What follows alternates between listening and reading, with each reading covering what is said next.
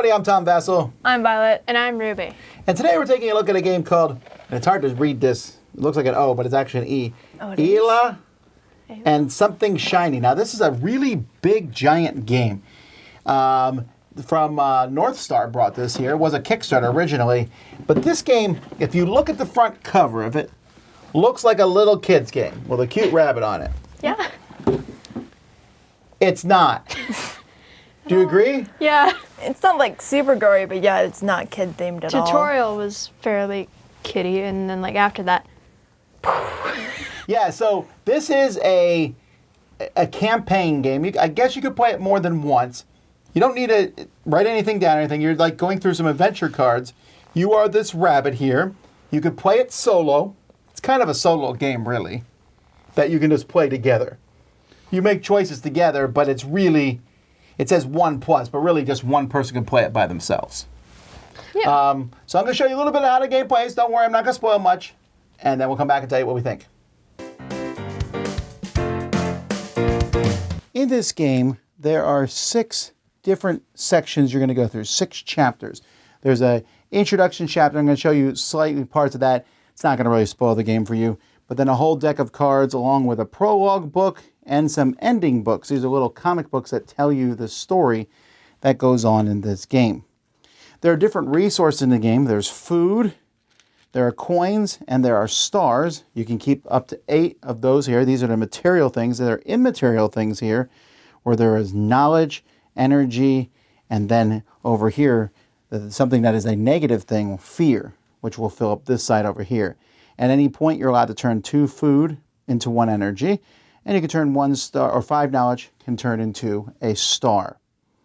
So in each scenario, you're going to have a card like this. And in most of the scenarios, not the original scenario, the basic scenario, there's a more difficult side in case you think it's too easy. And you'll have a certain amount of hit points. In this case, there's 3. There's often a prologue book that will give you some things you start with near the end, but that's not going to be in the prologue. So in the prologue, you start with nothing. But in most of the books, when you read the prologue, it will give you things inside there, maybe some starting resources.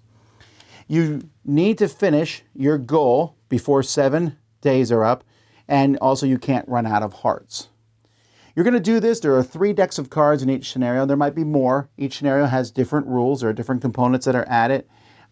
You'll see over here there's some tiles, and up here in the corner there's some dice and stuff, and that you would use in various scenarios. But there's going to be yellow, blue, and red cards. And at the beginning, the yellow cards will start here in this holder, and you're going to pull the cards one at a time and put it here. And each card will almost always offer a choice. So this one says, has a little bit of a story. Then I will pick one of these 2 choices. I can either take 1 food, or I can add blue card 6 to the game. Now, if I take 1 food, let's say I take 1 food, I would put the food over here, and you'll notice the arrow points this way. This is the future deck. Things in here will happen in the future. Then this might come up. Again, I have 2 choices here. I can take 2 energy or 1 energy and 1 knowledge. So I take 1 energy and 1 knowledge. And then this card here now goes to my pass pile. I'll never see that card again. Here, this gives me 1 food. If I had the toolbox, I would get 3 food. So in this game, there are lots of different items that you can acquire as the game goes by, and those items might help you out. So here, a toolbox will be good. I don't have a toolbox, so I guess I'm just taking a food. I put that here. The next one here, I can chill out in the shade, or I can spend an energy and get 1 coin, or I can spend an energy to get 3. I think I'm just going to take 1 coin for now. And then I can spend money to get food here, or spend food to get money. I don't know, I'll spend this buck to get some more food. There are no more cards in here, so the day is now over. So first of all, if I have any items in front of me that can go up to the top here, I'm allowed to place them. I can place 1 or 2. I'm going to place a knowledge here. If I put 2 knowledge there, I've won the game. This is the scenario. The intro scenario, it's very easy. There could be like 8 things up there. Then I need to spend an energy each day. If I don't, I will lose a heart. Well, I have an energy, so I spend it. Then I take the cards in the future, and by the way, I put too many of these cards in the past. Most of these cards went to the future. I'll take the cards in the future, shuffle them, put them in here, and start another day. Now you'll notice that this 1 card here said add card 6 to the lot. If I had done that, card 6 would be in there. Sometimes cards will show a red card on them. Like this one here makes you lose a hit point, get 2 fear. And then card 9, red cards get put in the front, and they're the very next card that you deal with. But this one here says 7 and 8, so then I would take 7 and 8 and both put them in the future. Well, they'll be shuffled into another day. And that's it. You just keep going through till you win or lose. Now, there's a lot of other rules and things. Over here are habit cards. These habit cards, if you get them, give you a bonus, and they'll be shuffled into your pile in every scenario.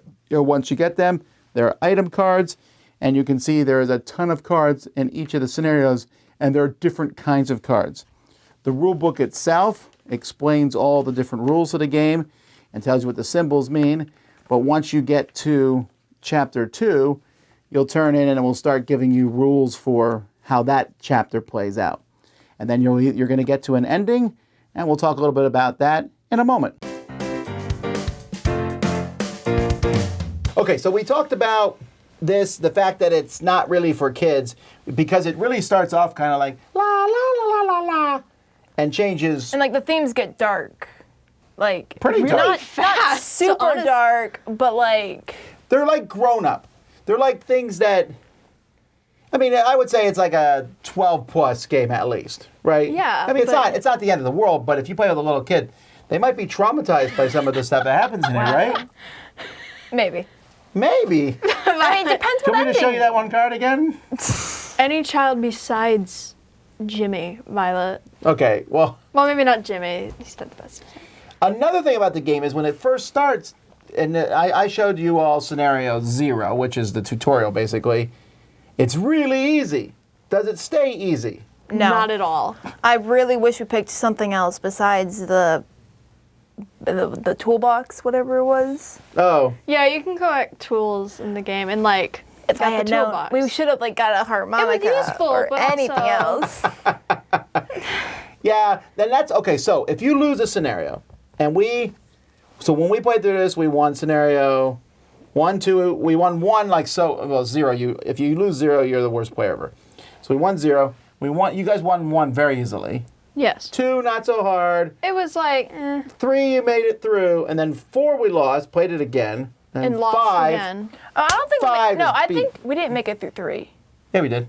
Yeah, we did. Didn't we give up? No, 3 No, was no, the, no, no. 3 was the, never mind. Yeah, you made it through 3 The for coin sure. one? No, No, 3 no, no, was that was the, after that. the one that used the But tiles. the one after that, we also lost Ah. that one, and we eventually just gave up and read through all the endings and got to the last area. Yeah, so it gets pretty hard. And here's the thing. You can go back and replay through. And so we replayed through. But you can also, sometimes you'd be like, oh, I wish I'd gotten this, which you would need to have gotten in an earlier.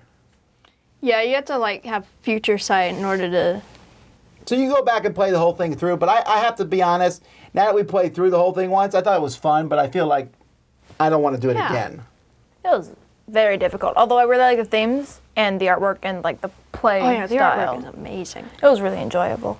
Yeah, the fact that it starts off as cutesy-wootsy and gets a little bit more dark is actually really interesting. And I like the way that works. You take a card, you pick the choice, you move it to one side, you move it to another, Yeah. more cards come in. That's interesting. You have to make some choices, and it uses things. There's a little bit of memory involved at one point. There's a little bit of exploration involved at one point. Yeah, as hard as it was really fun. Each chapter felt really different than the last Yeah. one. Yes.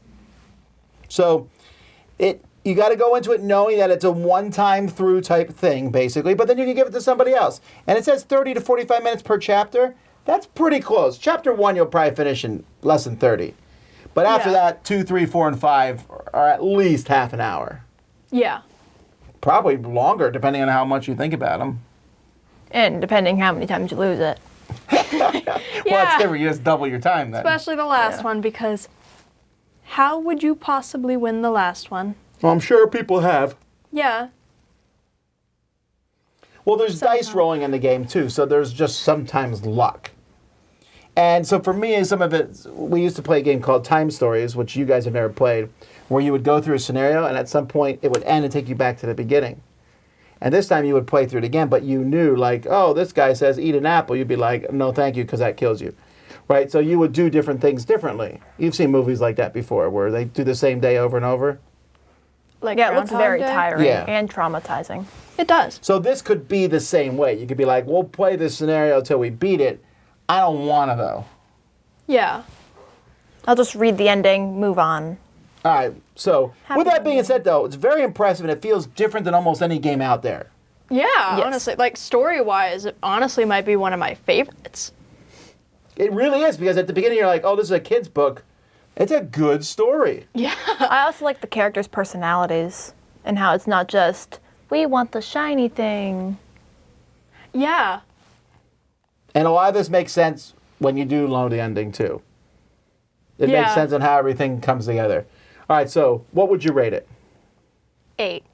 Like, Eight? I really like the artwork, and the game is fun, and the story is amazing, but it's really hard. But honestly, I didn't mind it as much as Violet did, I think. Like, That it yeah, was it was hard? really hard, but it was like, maybe it was just because we gave up so many times. I didn't really care because it was just a lot of fun. Okay, I would give it a 7.5. The story is amazing. I really enjoyed the art and the play style, but like Ruby said, it was incredibly difficult, and I did not want to have to like sit through there and have to restart the game over and over again.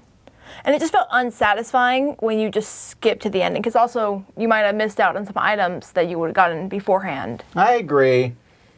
I don't know. I think I'm with Violet. 7.5. Same thing, though. It's great. It's a great game.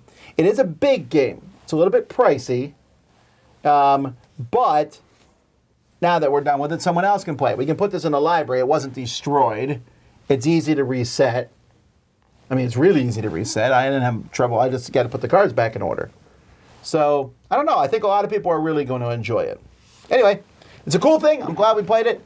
That's Eila? Ayla? I pronounce it Ayla. Eila. I'll take that. And Something Shiny. I'm Tom Vassell, I'm Violet. And I'm Ruby. and we are all rabbits. Not really.